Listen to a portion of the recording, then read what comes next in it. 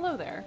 My name is Sloan, aka Art Plebe, and you're watching Strange Hungers on Total Party Kiss. Strange Hungers is a Dungeons & Dragons 5th edition horror campaign. It details the secret history of the infamous Fulcrum Expedition, and is played in the homebrew world of Senelji. Join us as our characters venture deep into an icy wasteland and discover the secrets of the chaos at the borders of their world. Please be aware, this campaign includes themes of body horror, trans and queer experience, religion, violence, and loss of agency. As such, viewer discretion is advised. Now let's meet our players. Kiara is an Aasimar Warlock Cleric multiclass and is played by Pooja. Pooja is an attorney and TTRPG player, writer, and streamer. You can find her on Twitter at Pooja and on Twitch and Instagram at Poojabberwocky. Barden is a half-orc barbarian and is played by Shan Benian. Shan is a freelance illustrator and comic artist whose work has been featured in the Adventure Zone Crystal Kingdom graphic novel and the Alleyman's Tarot. You can find them on Twitter, Tumblr, and Instagram at AnonBDraws. Owesh is a snow elf wizard and is played by Sarah Chafee. Sarah is a TTRPG content creator and performer. You can find them on Twitter, Twitch, and TikTok at SarahIsCoffee, also everywhere else on the internet. Tazriel is a tiefling orc rogue and is played by VJ Harris. VJ is a platinum best-selling DM's Guild author, as well as DM, TikToker, and writer. You can find him on Twitter and TikTok at VJHCreations. Matthias is a human paladin and is played by Sloan Smith. Sloan is a stream producer, graphic designer, and TTRPG performer. You can find them on Twitter, Twitch, and TikTok at ArtPlebe. And finally, Strange Hungers is written and DM'd by Alex Teplitz. Alex is a writer, game master, and TTRPG designer. You can find him on Twitter at Alder_Mancy and on TikTok at Aldermancy, as well as creating games on Ko-fi and itch.io at SwordGhost. Once again, our content warning. This stream will feature content including body horror, trans and queer experience, violence, religion, and loss of agency. Safety tools are in place for our players, and we can stop the stream at any time in the interest of their safety. Thank you so much for tuning in. And now, on with the show.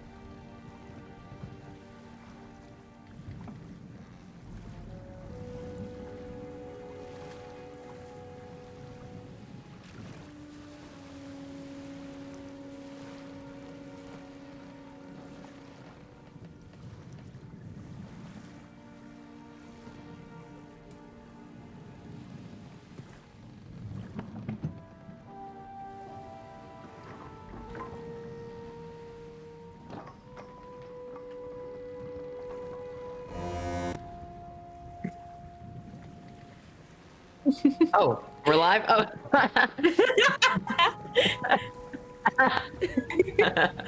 Hello and welcome back to Strange Hungers. Last we left off. Boy golly. I have to reset my mind. Okay. Last we left off, boy golly, indeed. Yeah.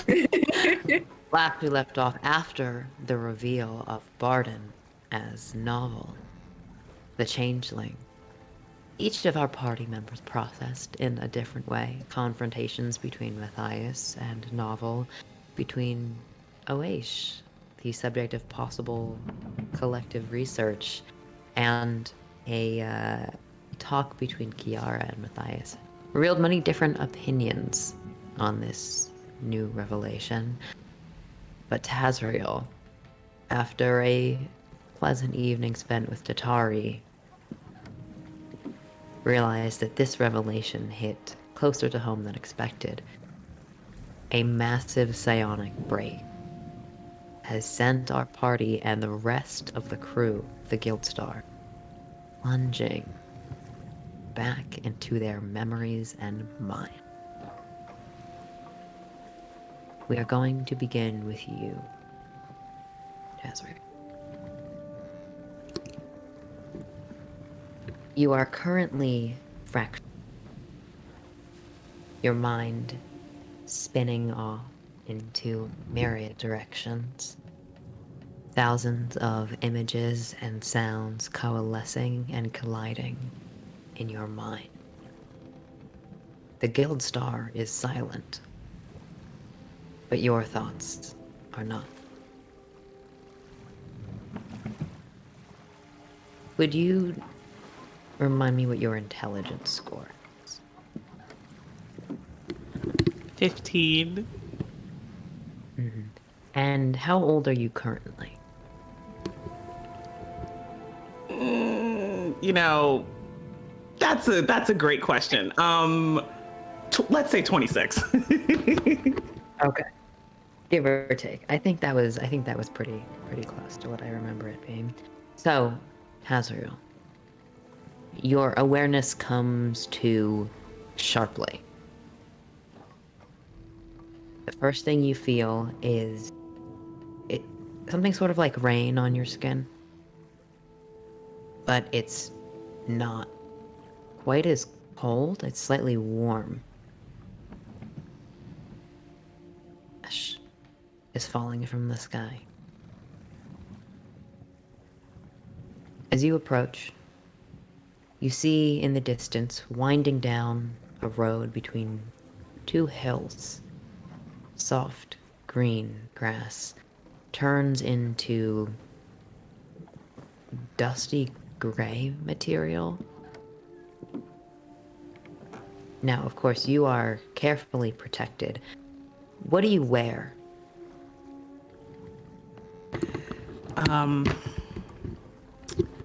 It's still like the standard uniform that Taz wears now. I think it's definitely a different color, more to blend in this case. Not sure, since he's not sure exactly what they're gonna have to be dealing with, and stealth is still an option right now. Mm-hmm. Underneath this green tunic embroidered with gold, your symbol of the Raj, you have this thin layer. It's sort of like cheesecloth, I would say, but it's been woven with protective enchantments to prevent anything unnatural happening to you, besides what is already happening to you. The worry lines, the silver streaks that you've acquired over the course of the past 2 or 3 weeks of travel, you don't have those. Not now. You travel with familiar faces. Person next to you. Short hair, warm skin, antlers. Who is this? The love of my life. You wouldn't call her that to her face, now would you? Sorry, not she. They are not smiling. That sort of tilted trickster grin that you're used to. Their brow is furrowed in concentration. Short swords in hand. And ahead of you, what you can see through this ashfall is a town. You and your battalion of Fire Knights have traveled about 3 hours from one of the nearest outposts of the Fire Guard to the small, quaint town of Boratil. Boratil is no longer on any map. But now, what you see as you come closer is not housing. You don't see the stables you might expect, the farmland that surrounds many places in the Valar Valley. Everything is gray and dark and angular, almost like bismuth crystals are growing from the eaves and windowsills and doorways of this town. And it is quiet. Would you give me a perception check?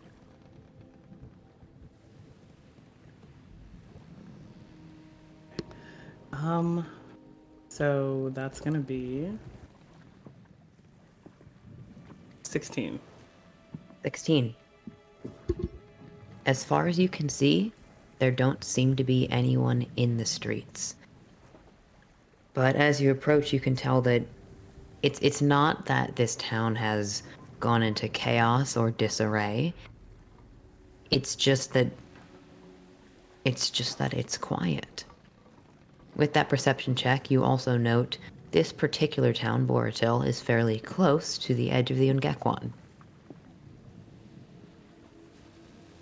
At least, fairly close was the word you might have used if you were looking at it on a map. But as you look towards the edges of this town, you think you see trees growing up from the farthest building behind the small temple that marks the sort of backside circle. It is surrounded in a copse of ash gray branches.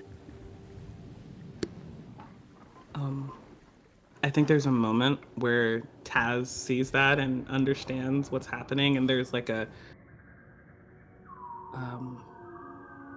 his breathing picks up, almost imperceptible to like everybody, besides probably Vilhiri. And then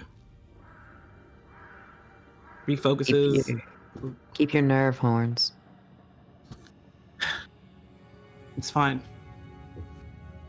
Shakes it off. The guards behind you, how many have you brought with you? Whew, let's say 10. 5, and we like split them up into, if we have to go separate ways, the two of us already know which 5 are with us. Okay. The knights that you are surrounded with, most of them you haven't worked with before. This is a group that you've pulled from the local fire guard, so this would be people that have been raised and trained in the Valar Valley, spent at least 2 years at the Ignis Royal Academy undergoing military training, and then are sent back home with the tools and knowledge to protect themselves, their families, and the towns they are from any kind of danger or incursion. But there are 2 that do travel with you who you are familiar with. This is Fowl. Fowl is a Aarakocra who actually defected from the Asli and became a significant member of the Royal Guard. Fowl you have worked with previously, a pretty old Aarakocra, like graying feathers, just sort of mostly dark, kind of raven in nature, you would say. And you also recognize Ailey. And Ailey is a human. Has been at the academy for a long time, probably early 50s, male. Let's see, Ailey and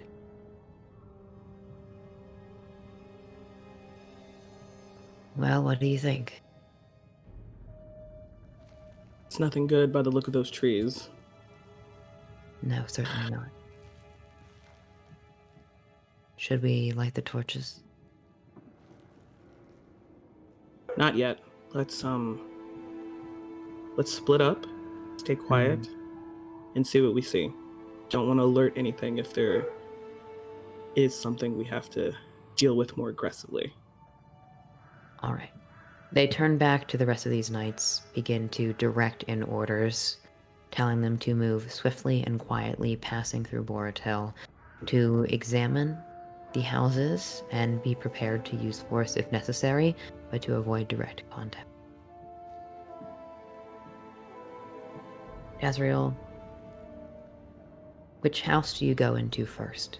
There are a number of smaller huts on the outskirts, larger townhouses. This is definitely a farming village.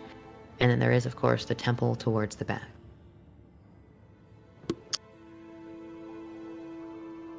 I'll go into one of the smaller ones first.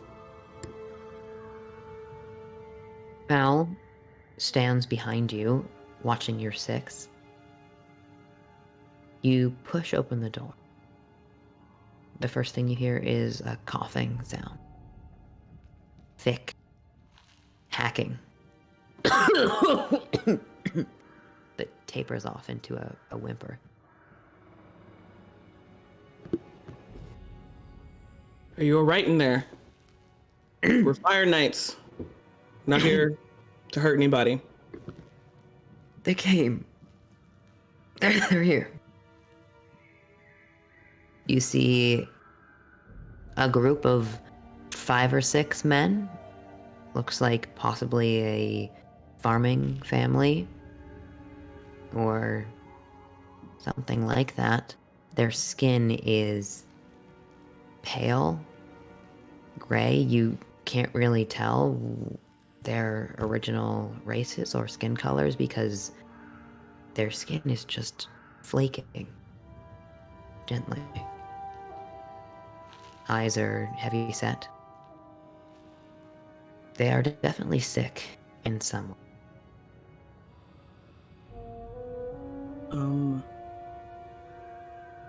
Is Taz familiar with what he's seeing?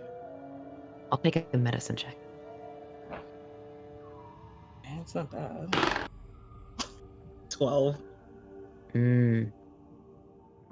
This is not like any illness that you, with some limited training, probably kind of like military medical training that you've taken, you haven't seen any illness like this. It is enough to tell you that this is not strictly a natural illness, that there is something arcane or dark or corrupted, or of course the word that anyone would use would be wild about what is happening to these people. As like Taz's pause to like figure out what he's looking at, that thought, this isn't natural, just kind of his shoulders just sink a little bit, knowing that he probably just lied to these people when he said no one's here to hurt you. Are you able to stand? I think some of us.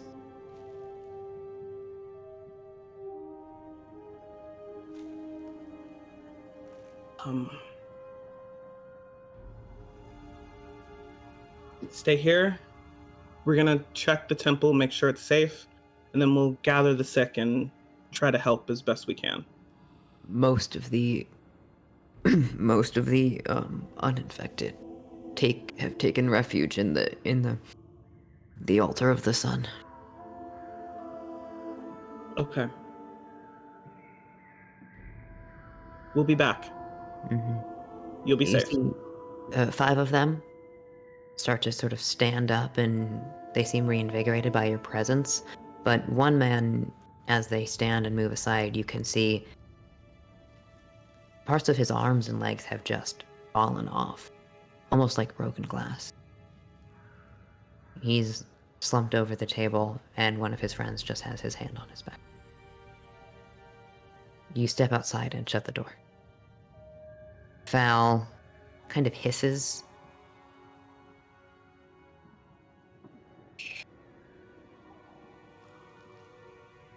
I'm worried.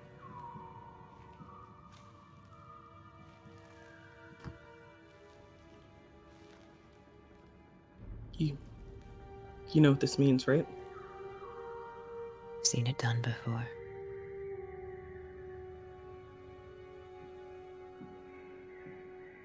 Have you had to do it yourself? Been a part of it?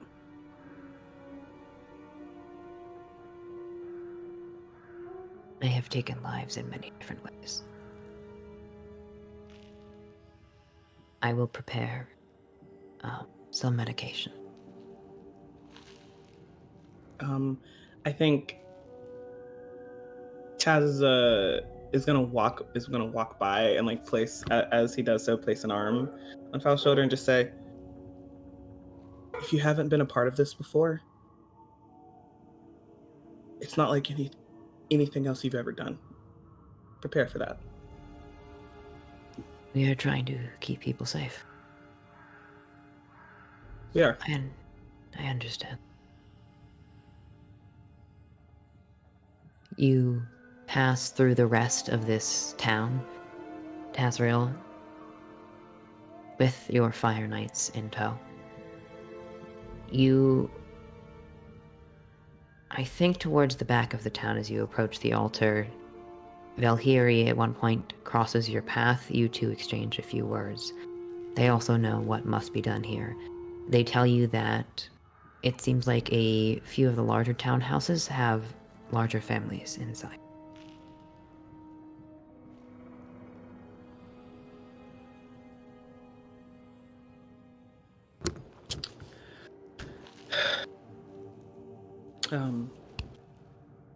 Tad's listening and nodding, and I think he's been a part once before of a group that had to do this, but was never in charge. So he's got some like he's got the emotional experience of it, but it was devastating to do it the first time. I think it's like only the second time he's had to do this, and like Vel can clearly tell it's weighing heavy on him, but also that he's prepared to do what has to be done, but is not saying much to their report to let what has to happen next settle in. Good. The next largest house that you step into, it looks like parts of the wooden outside and the drapery over the windows, it's just sort of chipping and flaking away into that dust. As you push open the door, part of it just collapses away underneath your gloves. Inside you see what you think is an orcish family. Again, their skin is gray, flaking. Looks like one of the older members is sort of sitting in a chair, but you can only see from the knee up. Everything else is just sort of faint, like an empty beehive or a wasp's nest.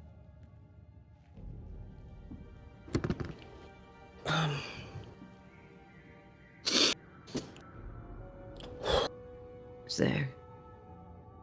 I'm Tazriel. I'm a fire knight. Just come to check on the town. It's a fire knight. You see a large family of 5, mother, father. They reach out to you, and the mother says, my son, he's in the temple, he's safe.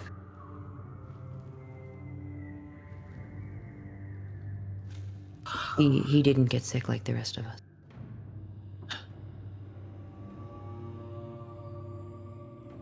We're going around checking on everybody, and then You have to tell my son that it's going to be okay. His name's Korovin.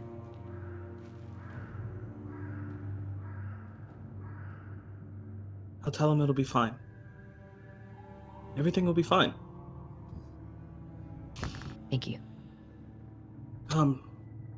we're getting some medicine prepared, and we'll gather all the sick up to help.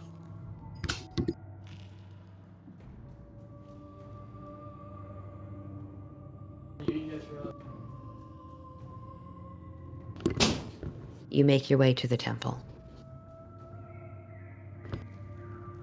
Inside, you see, it looks like a group of people, along with a cleric. This is a cleric of Bane.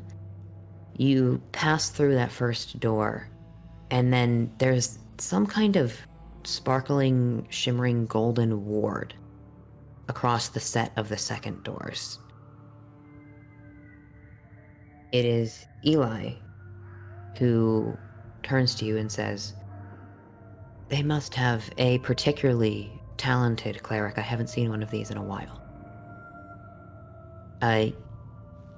You might want to take off your outer jacket." You push open those doors, and as you step through, bits of dust that were settling on your jacket, that were settling on over the cheesecloth, just burn away and flare up into fire and ash. And you see inside, straining with concentration, a very small halfling woman. She appears to be intensely focused on maintaining this flaming ball. You see all the windows, the back doors are also warded with this shimmering gold. Everything inside is pristine and clean. Not a drop of ash. There are other clerics, nurses, and it seems like most of the town's young population is in here, warded from the ash.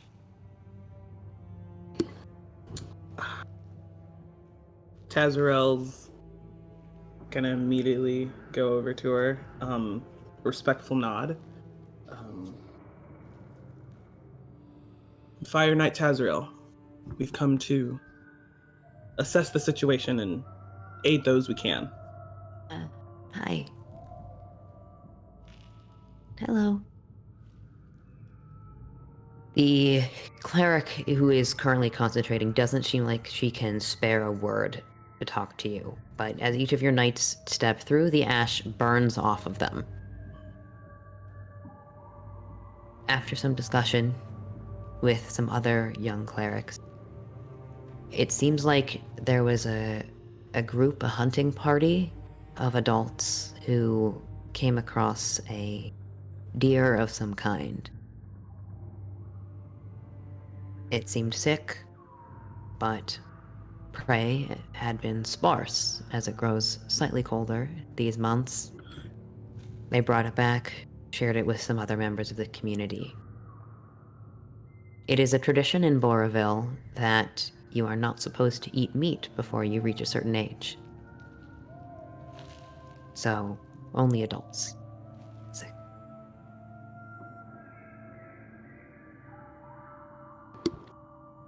I think Taz thinks in his head, it's a small mercy. Can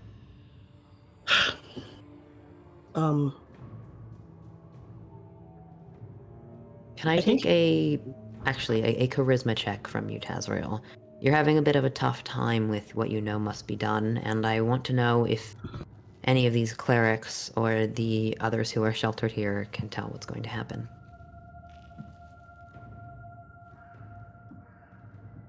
I rolled a 1, but I'm gonna use my DM inspiration.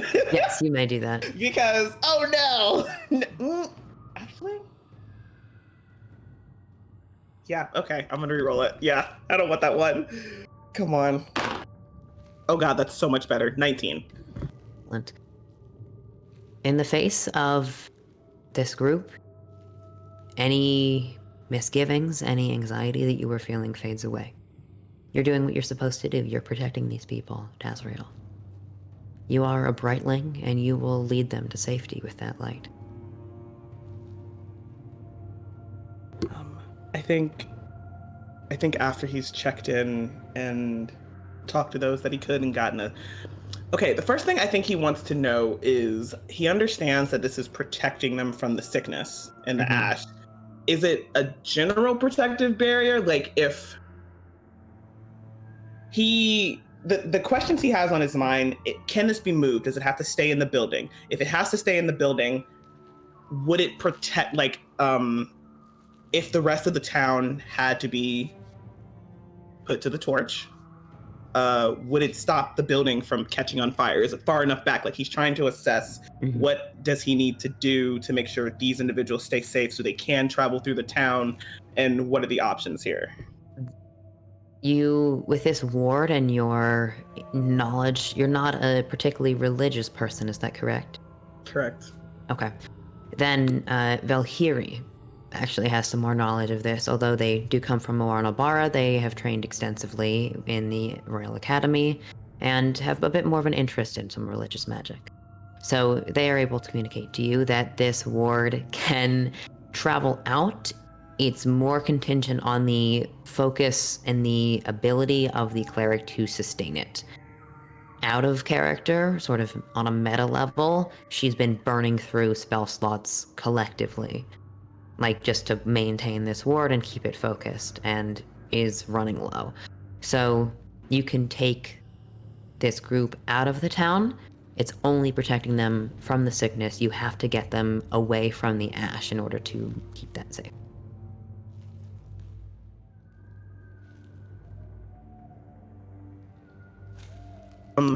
Okay. So then, knowing that, Tazuro would immediately would like turn to Vel. Okay, we have to get them out. They have to leave. You know what has to be done. Any of the knights that have any type of minor spellcasting ability, I don't care how small it is, they're going to assist this cleric, give what they can, however they can. Myself. Oh, sorry. The medication, Tazriel. Myself, Fowl, and Alex, who's the other person you said that I know? Eli. Myself, Fowl, Eli, and one other will handle getting as many people as possible. Getting everybody the medication, but getting as many people as possible in one location. And then we'll do what needs to be done. I know this. I know I don't have to say it to you, but I'll say it anyway. Be careful. Yeah. You don't have to say it. But you knew I would. Let's go. You move quickly, rapidly, shepherding this main group out through the center route of town, passing away from the trees in the temple on the backside, and make sure that they are safe. There's one particular young orc who is trailing towards the back of the group that you notice. He stops as you lead them out of the front of the town, and as you turn back to finish what must be done, he stops and says to you, my family, they're gonna be safe, right?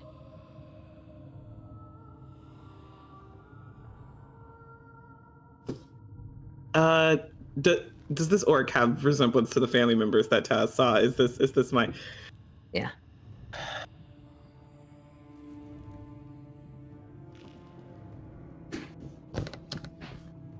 And Taz will get down on, knowing there's not a lot of time, but it's going to take the moment here. He'll get down, like on one knee, so he's eye to eye with this kid. I think I spoke to your mother, Corvin. Yeah, that's my name.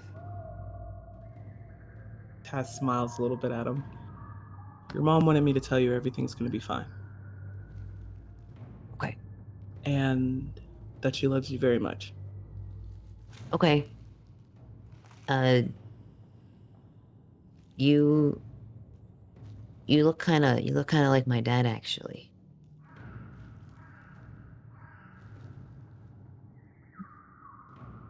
Are you from around here? A little bit. Okay, that makes me feel better.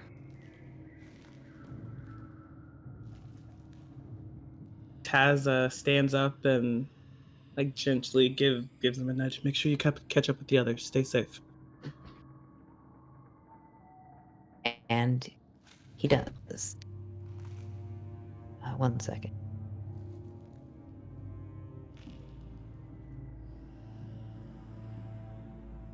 There we go.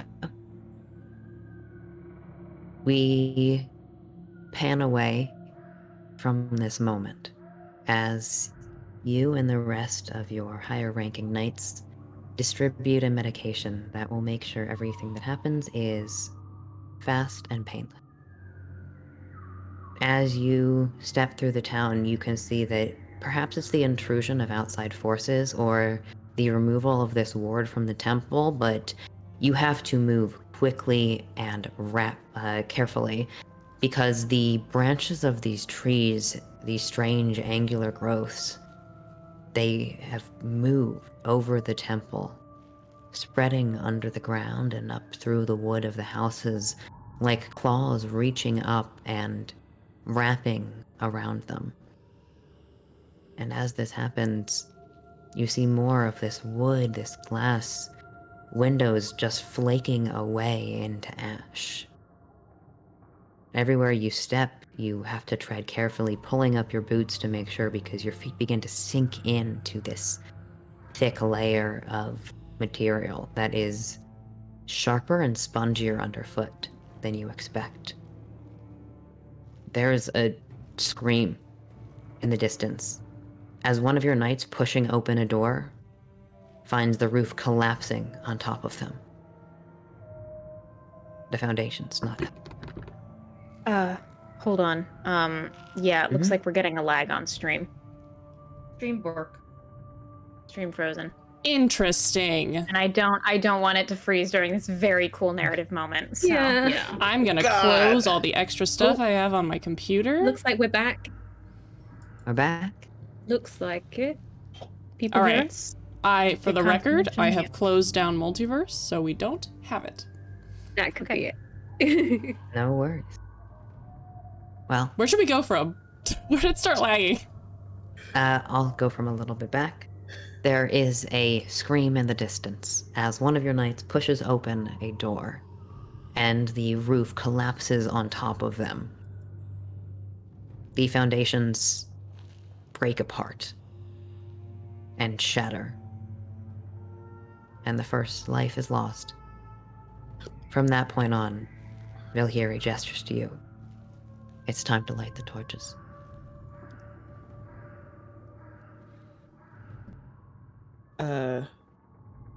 Give the signal. Do it. It is hard to get this material to catch. It seems resistant in some way. But fire magic is natural to many of these knights, and they've trained with it. The houses go up, and then the trees. And you see, crawling from the smoke and debris of bodies, limbs distorted, flaking. But there are no more screams besides the one of the night you lost. Boroville goes up in smoke.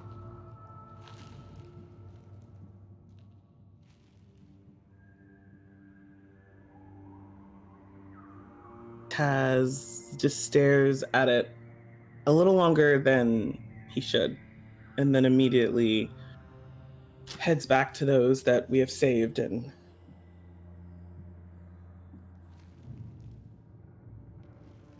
So here he starts giving out orders. Make sure this area is quarantined. I want no one approaching within 3 miles of here. We're going to set up a constant patrol and make sure that whatever infection was carried out of the forest has been fully taken care of. These refugees, we're going to take them with us to the capital. They will be taken care of.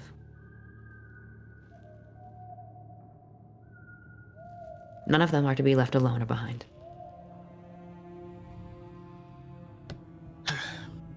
Let's go. You heard them. The party sets out slowly. You've taken most of them out of the eye line of anything that happened.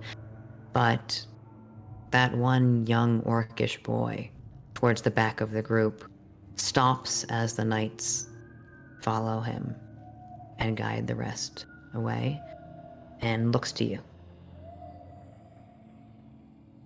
As you pull back from this memory, you can hear his anger echoing in your ears. Years of training and taking care of and mentoring this one individual, and his anger has never faded.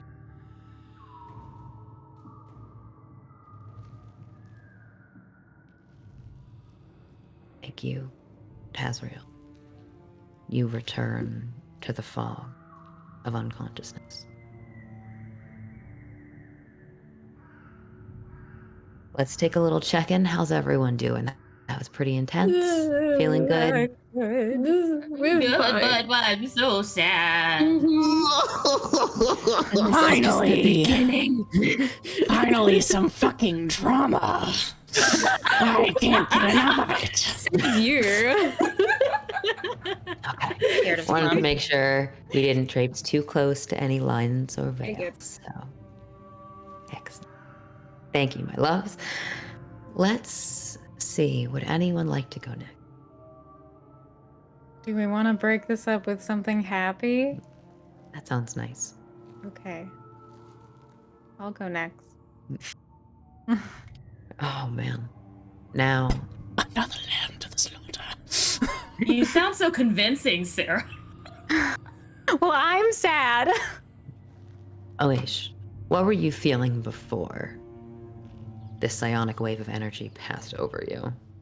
Oh, Jesus. Before this happened, Oish was feeling constricted. In the day beforehand, they had lost feeling, and sometime during the night, all of that had come back in kind of a burst of pain, like, oh, I'm gonna steal something from something that hasn't come out yet. Like every part of their skin was just as sensitive as their fingertips, and every part of their skin had been set on fire.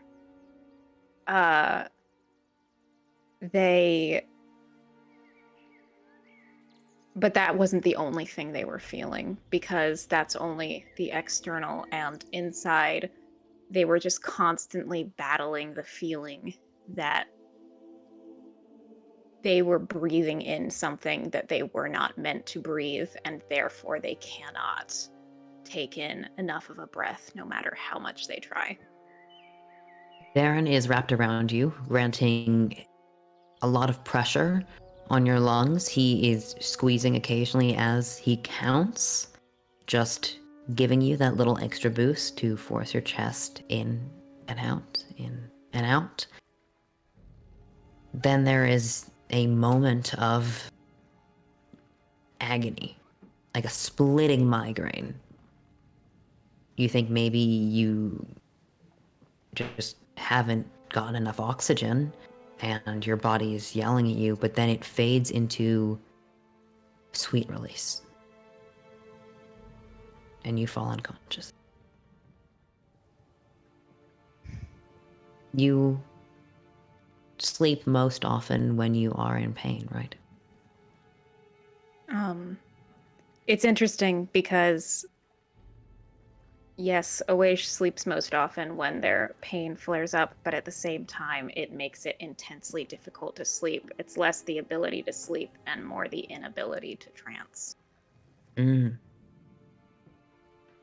you blink into light. A light that passes over your vision, flickering in and out, like the beams of a lighthouse far in the distance. That light fades away, a feeling of floating and then landing. And suddenly all the lights are different colors. blues and greens, reds and oranges. You see paper lanterns surrounding you. And spiraling up in cascading waterfalls, staircases, the massive port city of Oostenwald.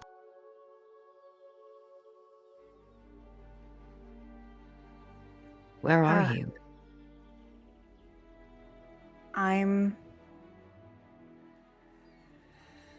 I'm on the coast, right near the edge of the water, not down below at the docks, but up by the cliffs, and all of these lights are being sent out, and I'm walking away from it towards something, towards home, and I look down, and there is a hand clasped in mine. Mm-hmm. Lavender skin, painted fingernails. She's wearing a very colorful dress. It's embroidered with different patterns, flowers, loose silks.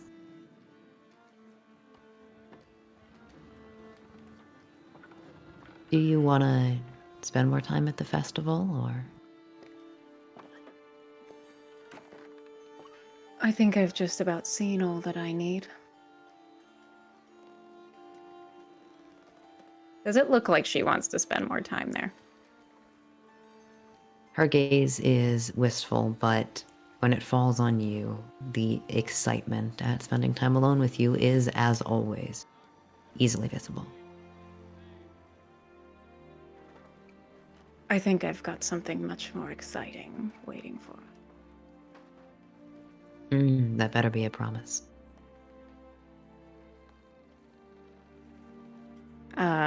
Continue to step forward with Tyra towards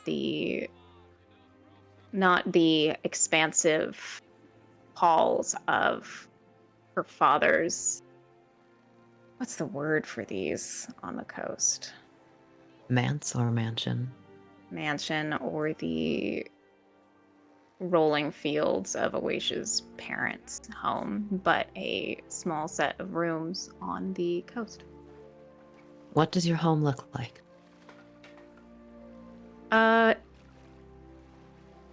It's nicer than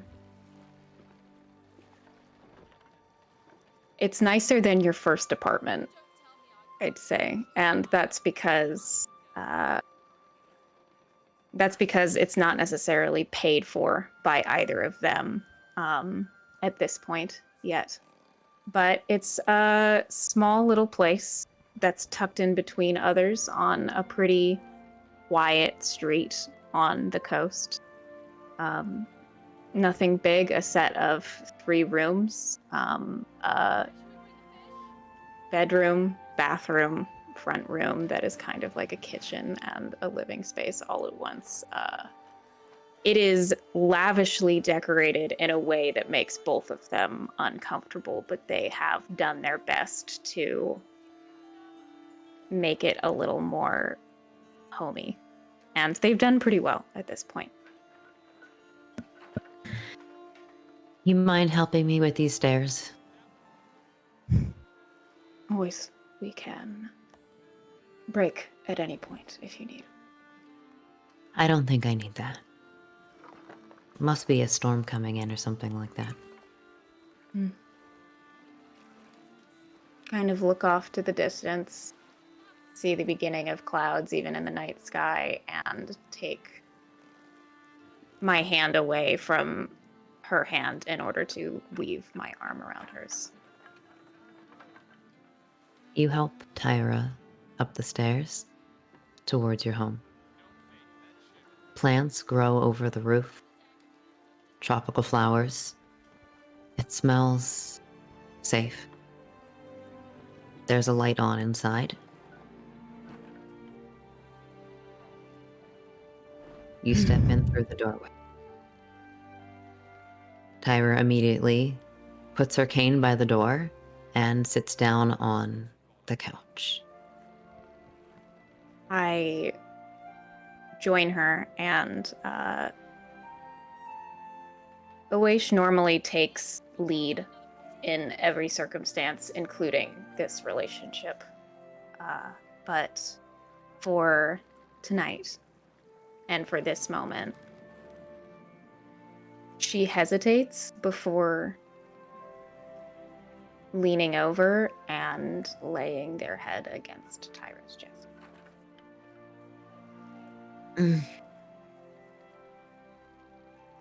She begins Tired. She begins to weave her fingers through your hair and unbraid some of those long and complicated braids that fall over your shoulders. Your hair is very long at this point. I would say probably down to a little bit past your calf, right? Yeah, especially unbraided. That's Mhm. honestly why so many of the braids happen at this point, just to keep it in place. As she's unbraiding, she says, "Yes, I am a little tired, but I'm sure not as much as you've been." It's fine. Nice to have a night off. We'll have more later. That's a the point of promise. all of it.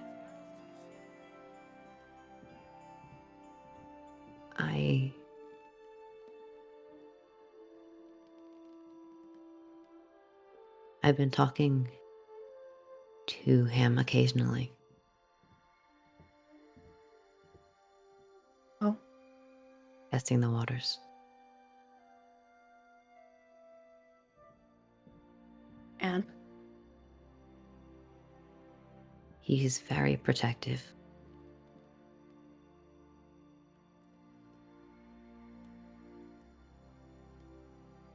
But I don't think that's going to change. kind of looks up. There's this inscrutable expression of there's plans that they've been making and talking around, but Awaish often has a hard time believing in good things. So they are waiting for the end of this sentence. They're kind of waiting for the but. Have you ever been to Port Desatio?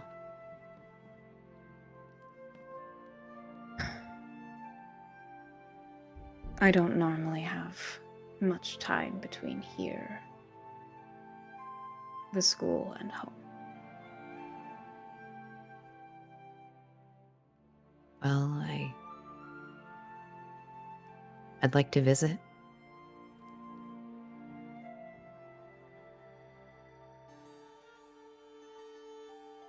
Would you?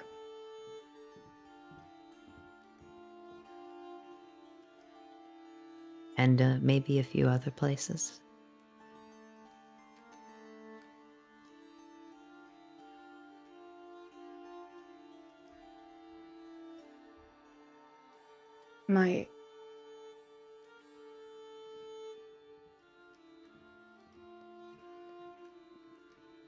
I have.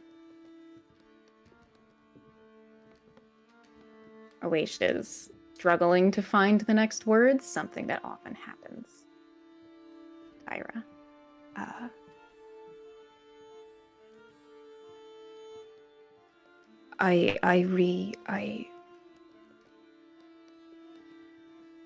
I took another look at my books today. My ledgers. Oh.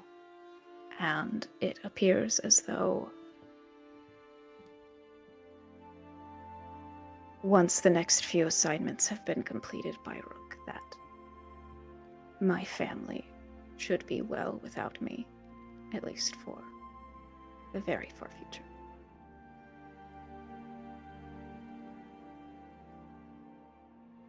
He kind of sits back against the couch and your head falls a little bit.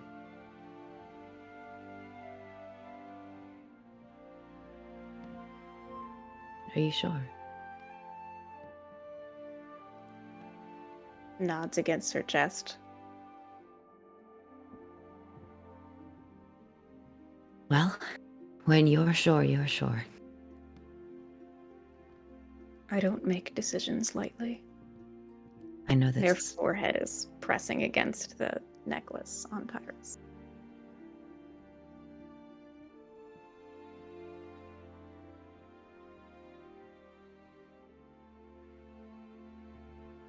Oish. Tyra.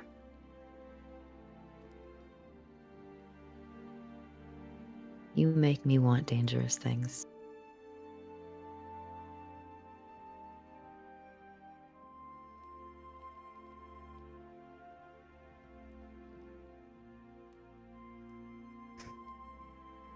I love you.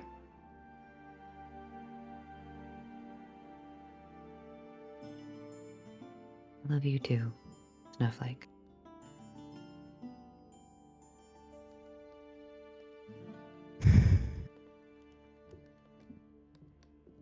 Do you want to eat?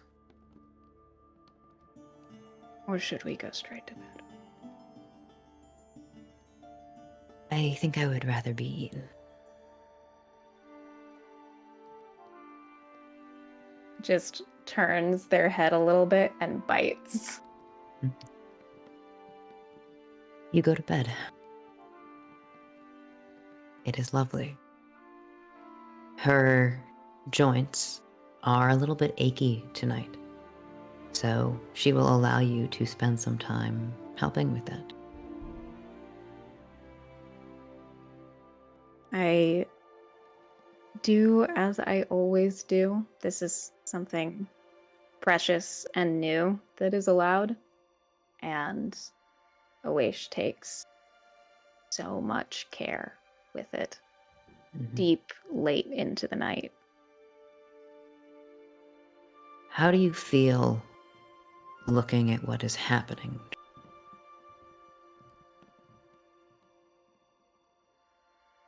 On the surface,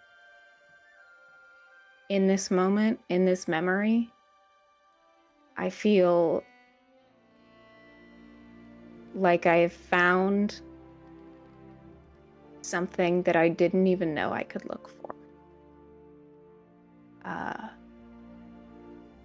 Like when you've always had a definition of a word in your head, and then suddenly something happens that just changes that definition completely. Sig always thought that they knew what family meant and what home meant. But all of that changed. Somewhere along the line, maybe they've known Tyra for so long. 20, 30 years now? Mm-hmm. Somewhere along the line, that changed.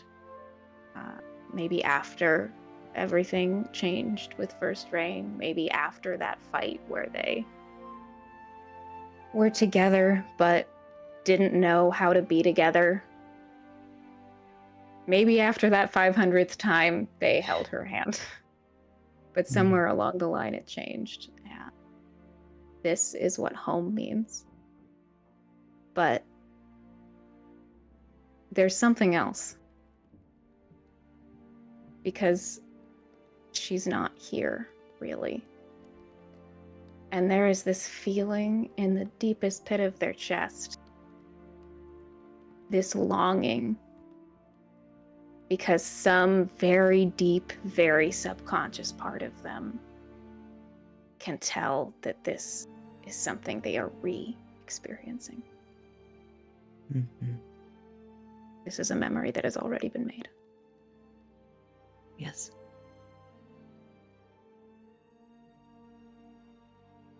Thank you. We step away from you. Shall we do a 5-minute break? Is that cool? Before we go back? Let's do that. Fine with me. All right, everybody. Well, see you in a little while. Bye. Bye.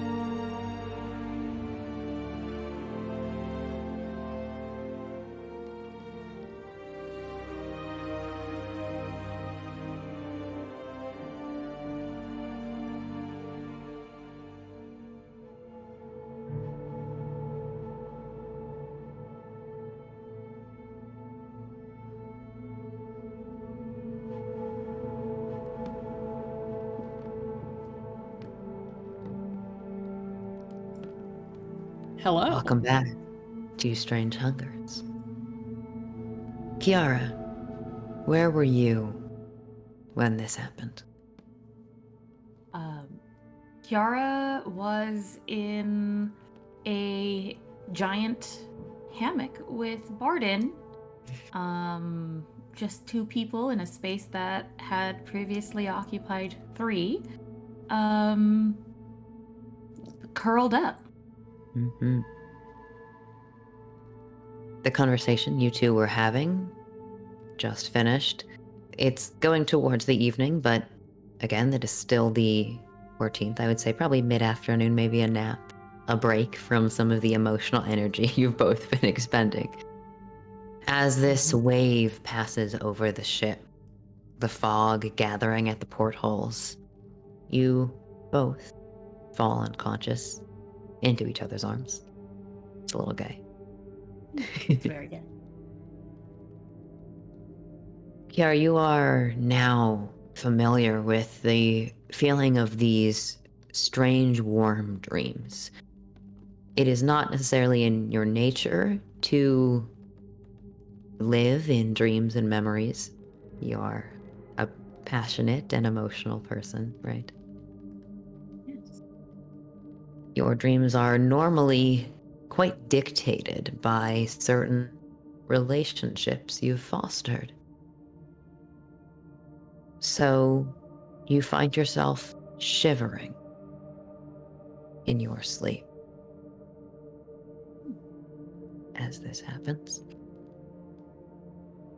But light and warmth almost immediately come to your vision. You are in a grand white court. Scalloped arches, glowing gems, multicolored flowers of different sizes, conch-shaped seats, and strings of pearls sit around the edge of this glowing green park. One of the many inside the terraces of the tiered and majestic palace that is the Ignited Citadel. What does home smell like to you? Home smells like jasmine in massive bushes around, marigold, hot tea, and sweet, nutty desserts. Mm-hmm. The people who wander through around the edges of this courtyard under these open archways are brilliant in color and hue. There are a number of tabaxi that are fairly common in the Empire, and not just sort of cat-looking tabaxi, but ones that are rather dynamic in appearance. There's a particular family of tabaxi from the Empire who are known to be born with more than one tail, and they're particularly fluffy as well. So you see some of those attendants that are just passing by, waving their tails as they walk through. A glorious number of tieflings as well, many of whom you've spent time with. These are members of the semi-precious court. You recognize the amethyst cotillion. You recognize a number of ruby-skinned tieflings whose horns are hung with golden piercings that fall down in chains past their shoulders. But your attention is quickly diverted by a number of cheers and shouts as you see poles that have been stuck into the ground here in this garden, strung with a number of silks. Many of your cousins, friends, and other nobles here are shouting as a particularly daring individual seems to have made it up to the top tier of the silks and is now hanging upside down with one foot wrapped in the silks and their hands desperately reaching as they try and regain their balance from upside down. This is your cousin. What is her name? You are seeing Anushka, Kiara's cousin.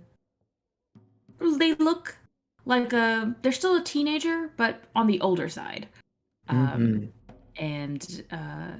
you can kind of tell that the softness has started to melt away into like slightly more, you can tell, features that will be there for the rest of their adulthood, but the excitement and brightness in the eyes is still telltale of childhood. So they're right on the cusp. This game that you are playing, you are on the side of your cousin. It is in some ways a game of dexterity, in some ways a game of daring. Points are awarded by completing daring maneuvers, by completing those maneuvers depending on how high up you are in the air, but also the attempt to steal certain gems that are hanging from the silks that belong to the other team. These are not expensive. They wouldn't let you play with diamonds, of course, but small pieces of gold or lapis lazuli. They've been hung over and strung from some pieces of the silks. You've seen some of your relatives throw themselves into a daring flip off of one silk into the air, diving into another hammock, grabbing a stone, and throwing it down to other members of their team below. Are you participating? Kiara is. Kiara is not as high as Anushka is on the polls, because Kiara is famously not dexterous. But she's a good team player, and she is sturdy. And so it's more like in the family, in the team pyramid, Kiara is kind of the base, because once she has herself wrapped tightly in the silks, she's not going anywhere. And so you see Kiara reach up. As mentioned, Kiara, also a teenager, younger, rounder faced, shorter hair, and much less concerned about appearances isn't one thing, but you know how children, you can tell whether someone's a child or more aware of how they look to the world based on presentation. Kiara is in the former space where how people perceive her, whether they take her seriously, it doesn't matter yet.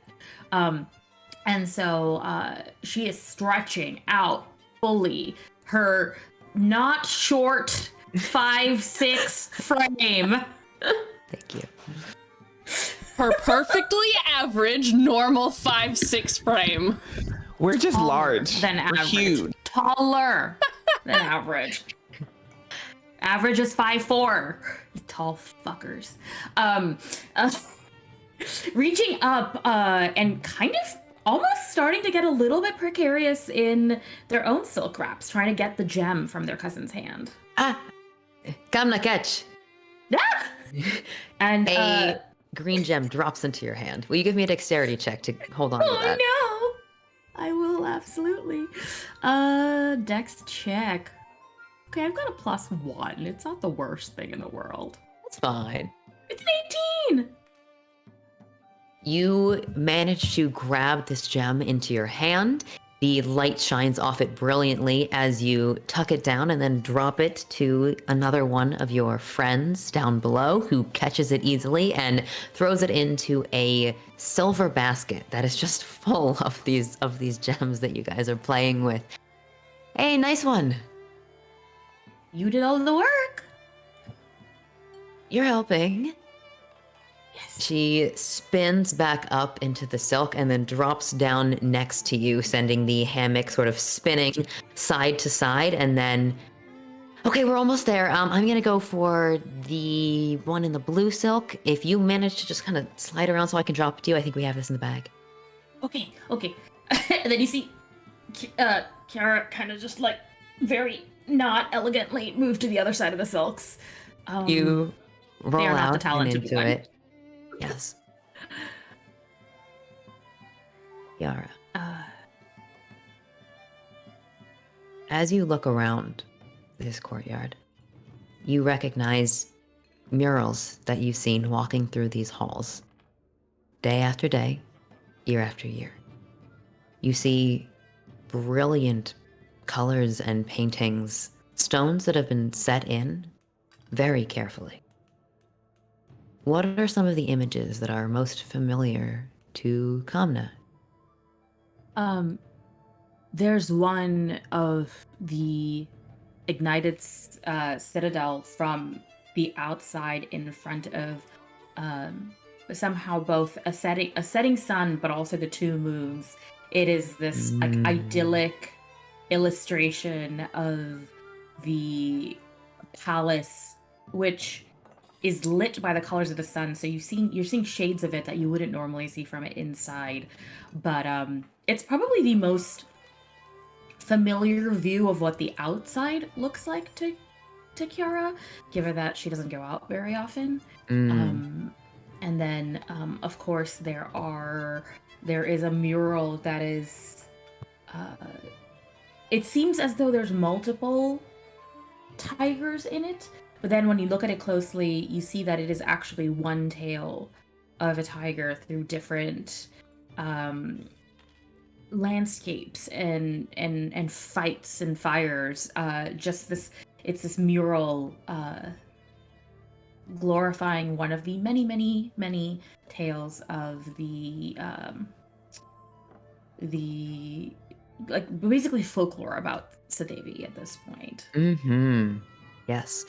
The Bane-blessed Emperor, head of your family, and ruler of the Raj Empire. The game concludes as your team manage to slide their way down, of course, led by your cousin, Anushka. You have won with flying colors. Cheers go up and music begins to play from a series of bards and bands that now move into the garden and begin to dismantle the silks. Looks like there's some kind of performance that's going to be going on after. But before you step away, Anushka pulls you to the side, underneath the marble, where it's cooler in the shade. Are you excited? You did it! Yes. No, not about the game. Oh, yes. I'm so ready. You know how long I've been waiting about this. I'm very excited for you. I always hoped that I would be able to do. Well, I can do this, and the flames sort of flicker in her hands. You've seen her do this before. It's just an illusion. It's not actual flames. There is a common use of a cantrip here in the Empire, where illusions are often sort of woven into hair dressings and clothes, so it looks like clothes are on fire as people are dancing. I can do this, but I've always wondered if I would get selected. There's still time. I think so, but I want to know what your plans are, what you think you're going to do with all that. What? I don't know. They haven't really told me exactly what they're going to need me to do, but I think that's part of the process. Like, you get told, like, oh, now that you have this power, you have to do blah blah blah blah, and you get to help the Empire in this way, and I'm just so excited because, well, I'm ready. Like, I love our games, but I'm also ready to do some grown-up something real stuff. Yeah, I understand completely. I'm hoping to maybe get to travel a little bit soon. I'm supposed to there's some kind of envoy coming in, and they want me to meet some of the people from across the Perelian, so I hope I can go with you. yeah, if you get permission. Hopefully. Yeah. I mean, I'm sure once your ceremony is complete, then maybe you'll be able to get out a little bit more. I want to show you off. Hopefully. Mhm. Can you imagine you and me exploring together? I would love that. I haven't gotten to get out of the Citadel as much as I used to when my sister was a little bit younger. But I do. It's nice. I like being. I mean, I like being at home a lot, and I don't think any of our teams would win without me. Honestly. Well, you're definitely not wrong about the winning. Remember the time I tried to climb on top of the pole and fell spectacularly? Some people are born to be winners, and some people are make Born to bounce off the promises. ground? Yes, yes. Some people make promises that allow them to be a little bit more of winners. But listen, you. That sounds rude. What I mean is, you've won the real lottery here. Well, fingers crossed. It hasn't happened yet! No. But everything's going to change. In a good I'm way. ready. Yeah. You definitely are. I'm going to tell you everything. Don't worry. You better. I want to know what happens in there. I want to know what he says and what the words are and what it feels like. I don't know, it's going to be so strange having all of his attention on me. He's a busy emperor, I guess. Yes. The whole of the empire out there, and he's going to be looking at me? She leans forward and she kind of fixes your hair a little bit as it's out of place and like untucks your earring from the tangle that it's gotten into. You're going to do great. Yes, yes. I will. It's time to take my place in the family. I can do this. Yes. And maybe increase your particular family's reputation as well, eh? Yeah. Fingers crossed. Is he back anytime soon? Yes, I think he's supposed to arrive sometime today, but if not today, maybe tomorrow? Okay, well, that's exciting. Yes. I think he will be proud of me. If he is not, you can tell me about it. I'm sure Tiger's Eye will be proud of you. Yes.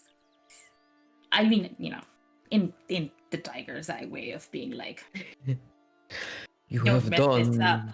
You have done a fantastic job causing chaos, and maybe you could lend your attention to causing prosperity and health instead. Yes, aka good job. You're doing great. Yeah. Okay. I'm so excited. And you step away from your cousin to wind your way through the many halls of the Ignited Citadel. The higher tiers of this place are made mostly of white marble, and then as you go lower towards the grander open areas, the colors of this material go from yellows and oranges to this sort of deep red color as bricks are used to lay the foundation seamlessly. Are you looking for your father? So Kiara did go change from whatever they were wearing, and so now they are wearing a full gold kagra with like the dupatta on their hair.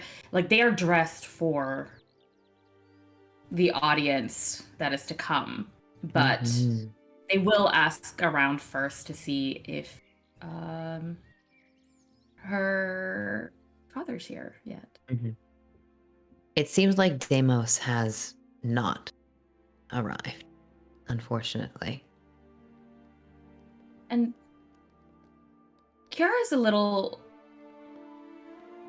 I think her face falls a little bit, but she knew that he was either coming today or tomorrow, and it probably got held up, in the travels. But that's okay. She can see him after.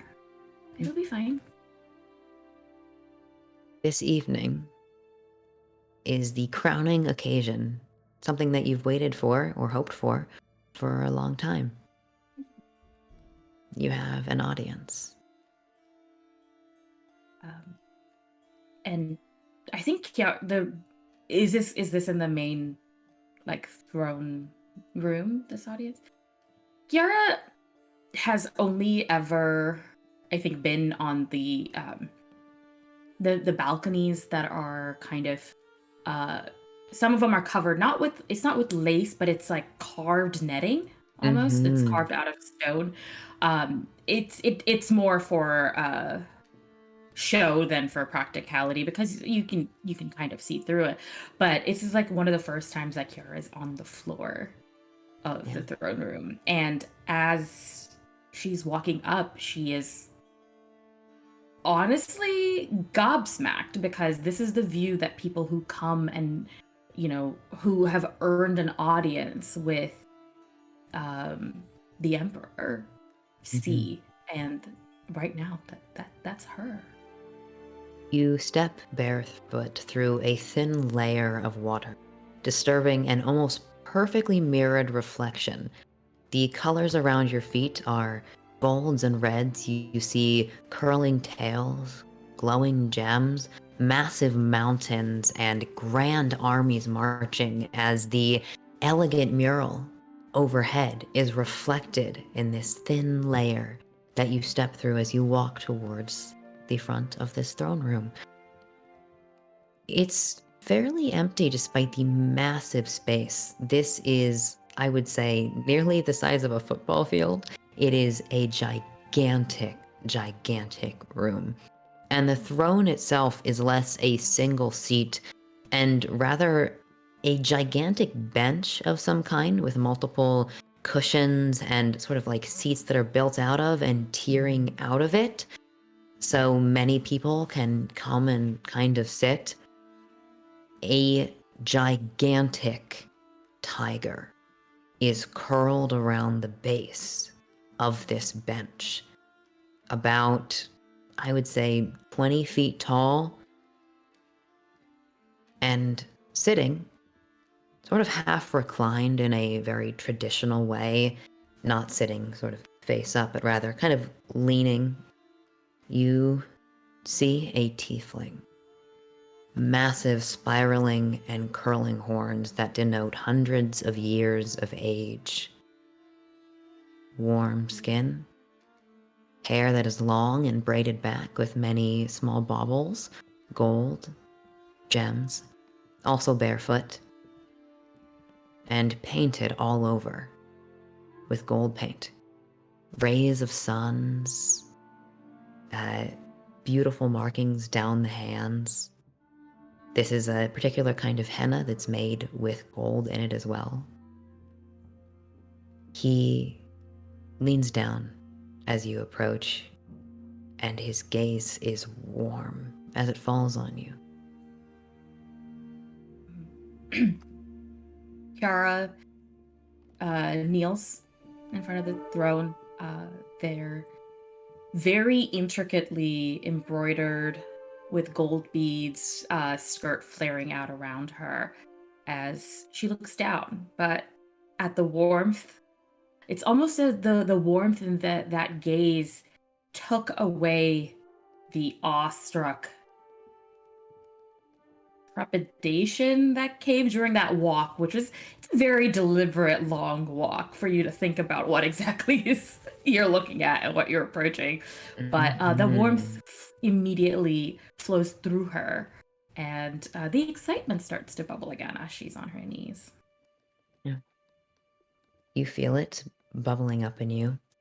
There's a warm purr that resonates through the room as this tiger curls its tail forward around you and kind of like pulls you in a little bit. You're scooted forward. A number of words begin to echo from the congregation around you. Chanting and singing as voices raise. But all you can really see or hear are the words that your great-grandfather I think is great, maybe. maybe great-great-grandfather is whispering to you. They're not really in a language that you're familiar with, but you seem to understand it all the same. Something like infernal, a combination of different chants that you've heard. He is singing very quietly. And then it fades back into a kind of understanding. The emotion that he's conveying as he sings to you is belonging, community, family, loyalty, and strength. And then he says, very low, "You bear in your veins the blessing of the sun.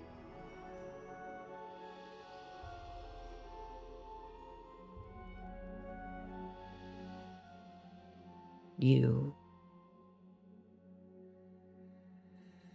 are the culmination of a promise I made a long time ago.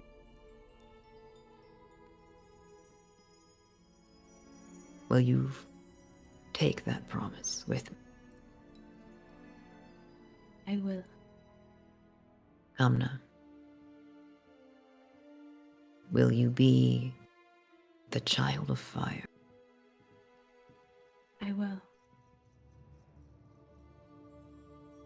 Will you use that fire and strength to uphold your family, your country, and your power? I will.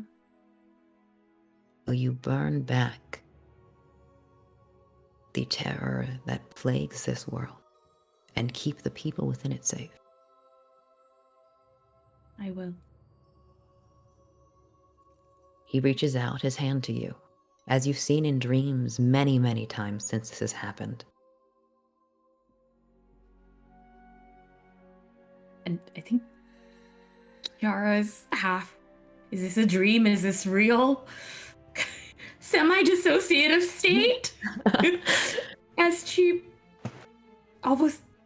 There's a pause, but then the hand goes out really fast.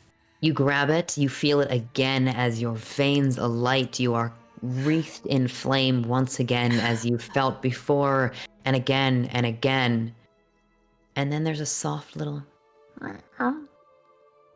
in your ear.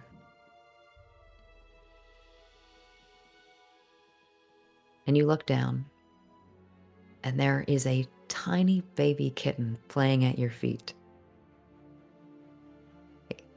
Its fur is orange and it's striped like a tiger. Kiara immediately reaches out to the kitten. Mm-hmm. You pick it up and make eye contact, and then it just sort of fades away. And you hear in your head a, "Hi, I think we're gonna be best friends." Can't wait. And then your vision fades. Thank you. Gato. A little guy. Gato. All right, give me a second to get a drink of water. Is that Anita?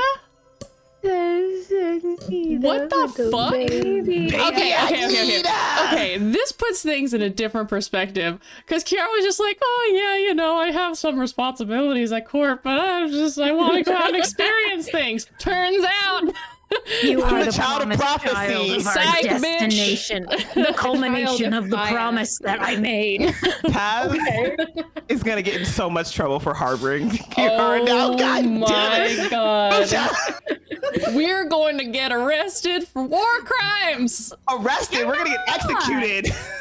Oh. Okay, y'all, Oh my Anita God. is with us right now. Let's all be calm. Fine. There's also like 20 people who have to make that promise too. Okay. What? Anita knows what's up. Like, nothing she's doing is a secret, y'all. It's supposed to be listen, he said the child of prophecy. Of course, I panicked a little bit. Kiara's There's not like special, 50. though. Yeah, Kiara's not special. Very It's fine. special. So very many special. children of prophecy.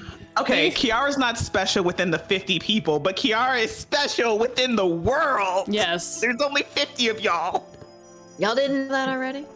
Yeah, the difference is when you're only with like the 50 people, you're not special. I love that they put the little redundancy into it. They were like, okay, we need to make like 50 of these guys. Just in case one of them run away. you know? Yeah. Out Oh of my 50, God, one of them surely has to stay. And Well, live. Can you imagine? One person, if you only have like one general in your army, that's not enough generals. Yeah. But if you have like 50, that's enough. That's plenty. That's plenty of generals. 50 who are sworn to uphold the empire. I mean, Yeah. it's all about community and family, y'all. Yeah, it sounds like it. It is! All right. Okay, Who's I'm next? ready. Sorry, we panic a lot on stream.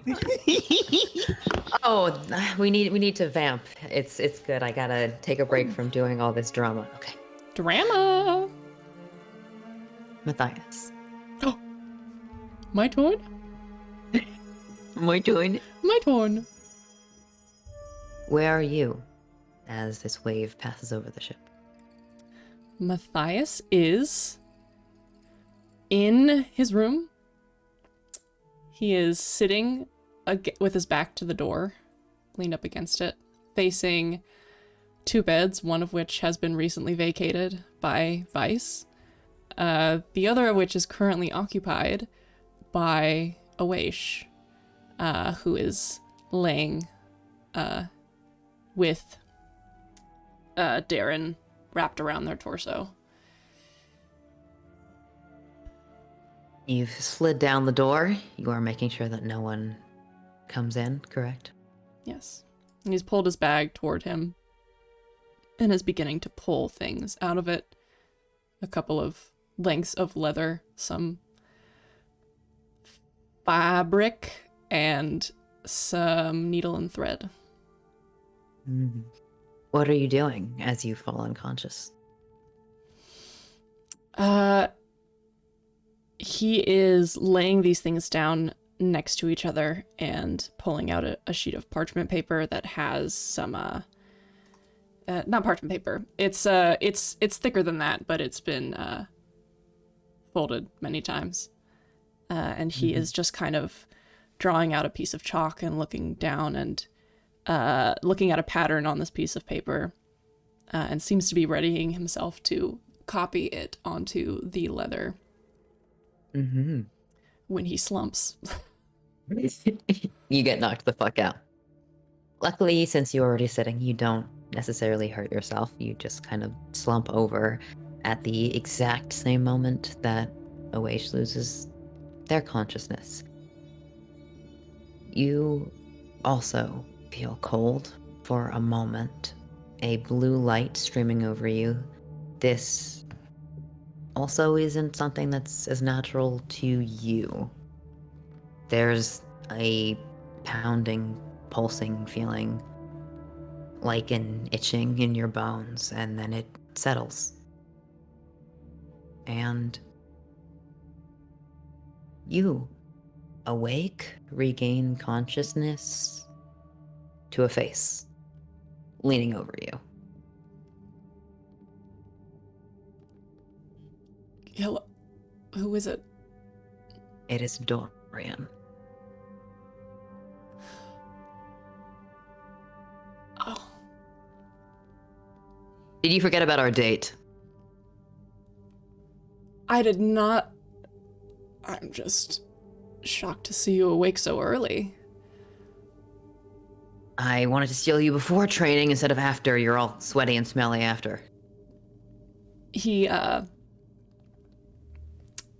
pulls up his arms and throws them around Dorian and shifts his weight so that he is on top instead of Dorian, so that he's down on the bed. He sort of kicks you in the stomach, like subconsciously as you do this, and then throws you to the floor so he can get back on top. Okay. Fine. Yes. All right. A good idea. I already pulled out of training for today. A little benefit of the golden child. Not training. I can take the day off. Are your muscles going to dissolve? No, I plan on using them. Oh, I was going to say, I wouldn't like you anymore if you weren't pretty, but... Shut up.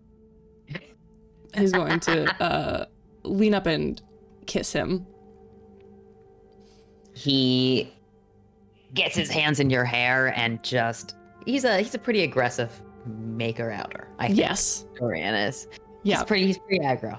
Yeah. There's a lot of passion in it. Maybe it's a little messy because you're teenagers, but, you have fun. They roll around for a moment on the floor, and Matthias does get caught up. He gets caught up in the making out, and spends a little more time there than he intends to, and then finally breathlessly pulls away. I did have plans for today, so... Yeah? Yes, in fact, I did. Ones that don't involve me. No. Well, you're not going to be late. I'm here. All right. Come on. He's gonna get up off the ground and pull Dorian up behind him, kind of check him over. What's he wearing currently? I think he's dressed to go out, but he's not dressed to appear with his family. So he's kind of put on like a stable groom's outfit. Yes. This will work, I think. Let me get my trousers on. And he's going to... you don't have to put those on. I'm putting my trousers on. He's going to pull the shirt over his head and, get dressed and everything, pulls on his boots, is ready in moments, is just excited, smiling. He looks different in this. How does he look different? How does Matthias look right now? He kind of in a rush pulls everything on and then goes towards the door and then hesitates and pulls back towards the mirror to get a look, kind of straightens his shirt out and combs his hands through his hair. His parents and Dorian's parents are currently gone. They're not on the property. They're on a bit of a job, sort of a mission that they wouldn't talk about. They just have gone out. So he doesn't need to look perfect, but he still doesn't want everyone to see him with clearly just made out furiously hair. And so he kind of like combs his hair through it. His hair is a brighter blonde. It is like a golden blonde. His skin has a tan, a light tan from days spent training outside with just a spray of freckles across his face. No scar. His eyes are bright and blue. No dark shadows to be seen. And he is younger here. His shoulders aren't quite as broad. He still has the sort of 18-year-old kind of like vibe. But he's definitely tall and big, even for his age. And there's like a sparkle in his eye as he looks excitedly towards Dorian, and still conspiratorially as the light begins to raise in the room, this gray that is rapidly warming. And as a sort of shaft of light pierces through the curtains, he looks at it, realizes that they're running a little bit behind, and is going to grab Dorian's hand excitedly and says, "Stables first, let's go." Okay, sure. And the two of them make their way down. He tries to keep it kind of secret, low-key. He's lived in this castle his entire life, or at least near it. He's been through it all the time. So it's easy for him to find a way to kind of like maneuver out down to the stables. Yes, very easily. The town of Port Int stretches before you. This is Lie Castle. Not Lie Castle. This is Foul Castle, sorry. You've lived in Foul Castle much of your life. You see many Foul Knights who are wandering and patrolling around. You are very easily able to avoid them. This is your home turf, as it were. And you can see the border, the forest that your parents and your family and the knights that you've worked with patrol very often. The border between Skyhome, Lower Skyhome, and Abjur, the Empire. It is rich and green and bright. And where normally most of Skyhome is flooded, the sort of salty beaches have come down into dirt here and then into plains and farms here on the border. And as they enter the stable, Matthias draws Dorian towards the back, where the night before he very carefully brought his horse and the horse that Dorian came to the Fallow Castle on, and curried them down and prepared their tack, and quickly kind of like throws the tack over, gets everything set up, and as soon as everything is ready and prepared, laces his hands next to Dorian's horse to help boost him up. A gentleman. Are we taking off, running away? Not yet. As long as it's not yet. Okay, well, I'm ready. I'm all strapped in, handsome. Let's go. Lead the way. And they are going to take off towards the line of the woods. They're gonna... the plains around this area are expansive. And as the sun rises, it just lights them up in gold and yellow and orange and red. And the two of them thunder through the woods with Matthias leading. And he takes Dorian to a place that they've been in a lot of places around here when they can sneak away. Matthias is kind of like taking him on a tour of his home. And today he kind of swerves from the regular roads and goes four-wheeling a little bit. They splash through a stream and come up on the other side into some thicker underbrush and run through this. There's a very, very small hunting trail that he's following, and the boughs of the trees hang thick above them and carefully dodge as they are flying through. And then very abruptly, the trees stop and swing outward before them to this extraordinary view of the plains in front of them as they emerge into a field that is dotted with wildflowers, with tall golden grasses sort of like swaying in the wind as the sun is risen fully and just bathes everything in warm morning light.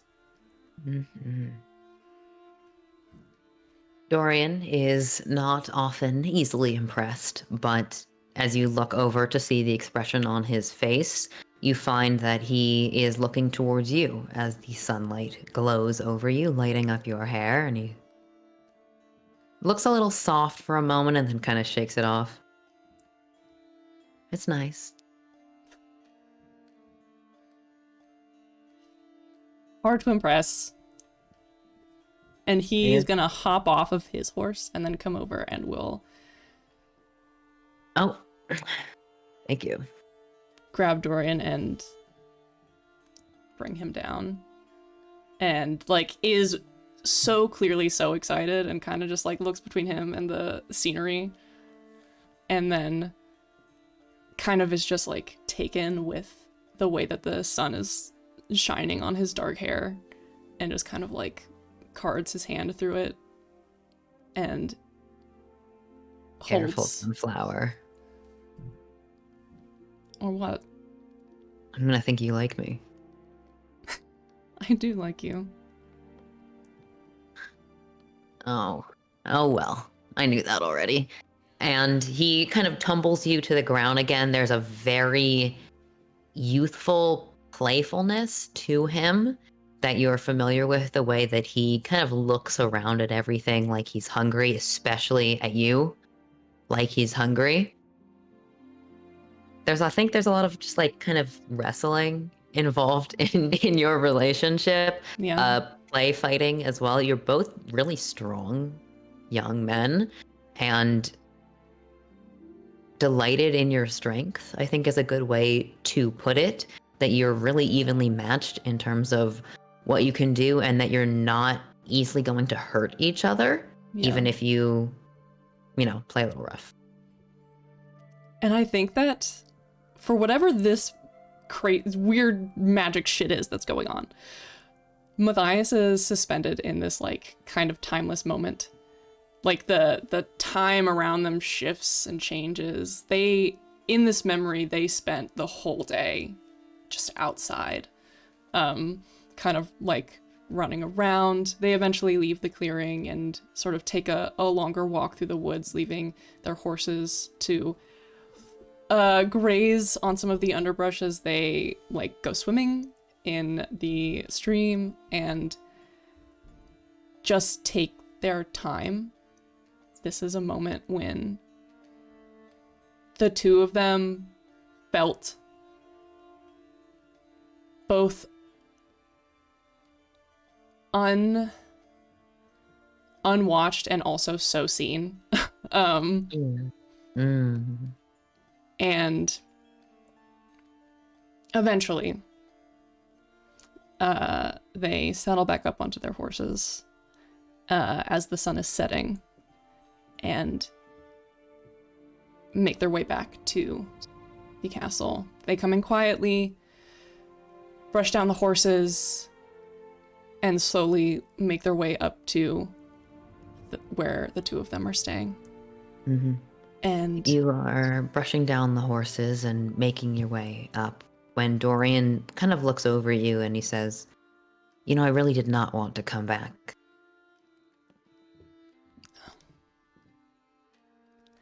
Me neither.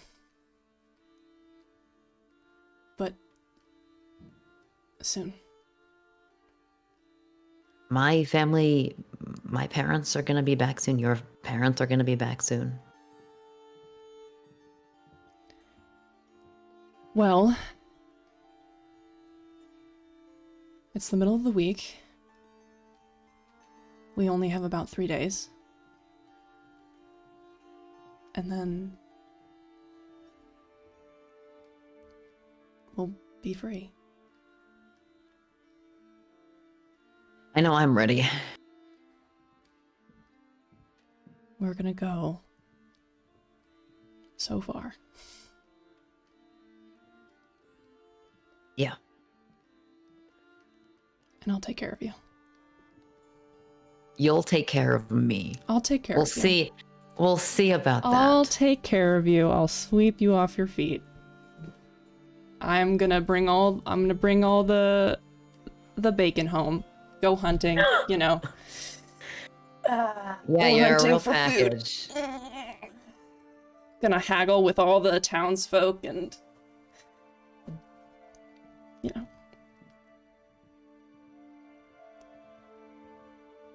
You'll be able to do more than that. He leans in and kisses him. Deeply. In the moonlight.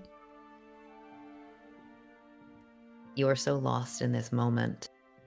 You were so lost in this moment that you didn't hear back then the scuffling of feet taking off.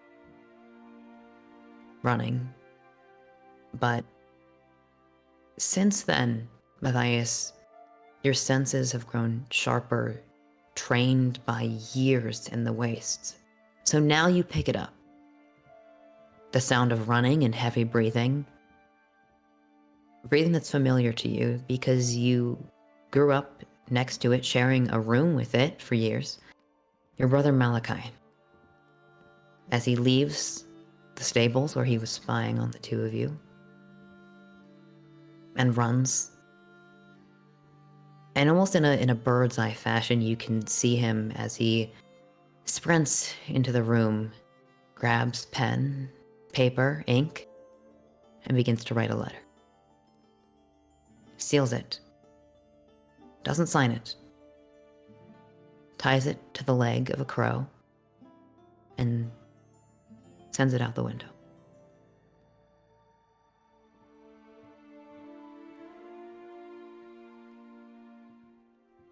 Thank you. Catch my breath. Oh, Malachi. Malachi. I mean, how young was Malachi at this point? You know, Young. Yeah. Oh, young. Yeah, Like young. 14. scared of losing his brother. That fucking sucks, man. God, you're right. I forgot he was a kid in this. Yeah, you gotta remember Yeah. that he's a stupid kid. He you know? is a kid. That Damn, sucks all right. Ass. He is Oh, actually, he's only 2 years younger than Matthias. Yeah, He, So would, I he was Matthias- 16. Yeah, he was Yeah. like 16 to 15 or 16. Yeah, You just saw Kiara be 16 and do something really dumb. yeah. 16-year-olds do dumb shit. Oh my God. Listen, I don't blame him. Sorry for any 16-year-olds in the chat. Don't worry, I did stupid shit at 16 too. Why are you watching this? The Yeah, plan. this thing is rated for grown-ups. Oh yeah, please go away.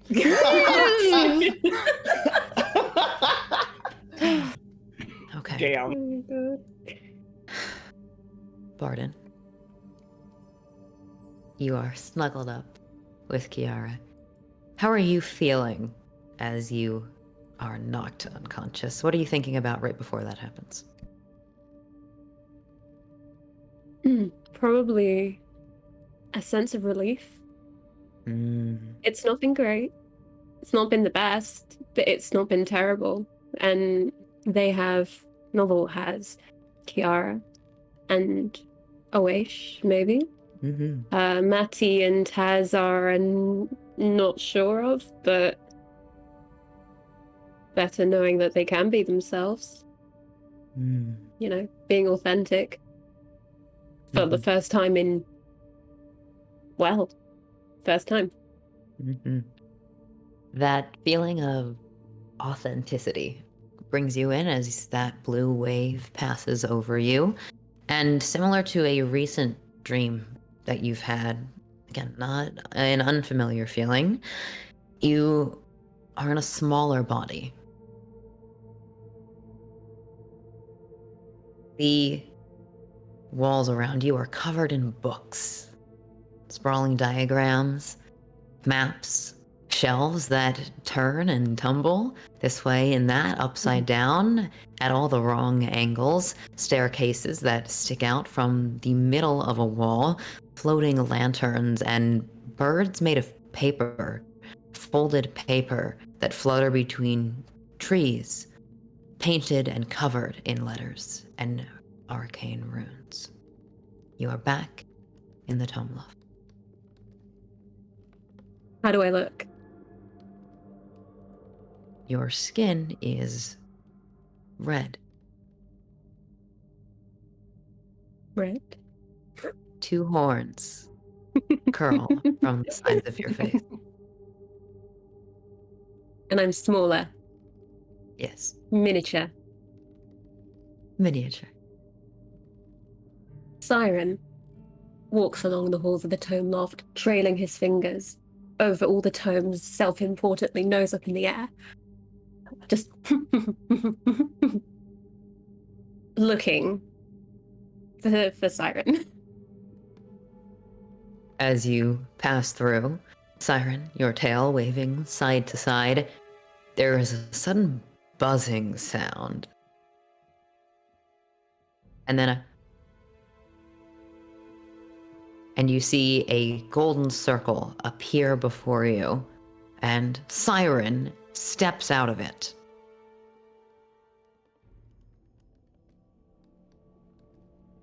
I seem to have misplaced my mirror. Not sure what it would be doing here. just takes whatever stance that Siren has taken. Just, well, I'm sure I can help. I don't know if you've heard, but imitation is not a very good way of getting what you want.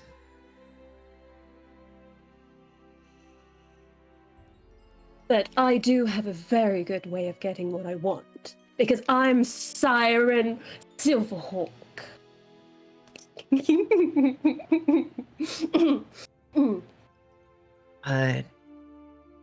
He kind of leans over and looks up and down.